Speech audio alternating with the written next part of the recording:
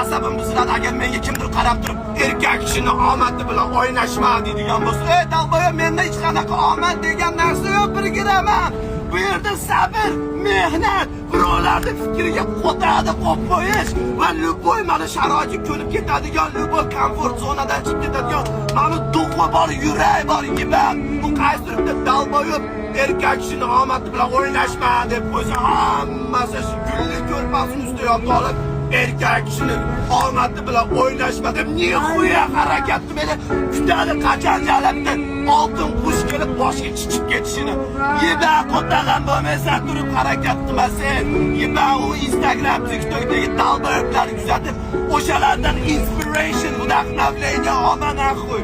Harakat qil, o'qidish. Meni mana boshimdan kuzatganlar biladi qanaqa yo'llarni bosib o'tganim, qatlarda uxlab yurganim, kimlar meni tashlab ketgani.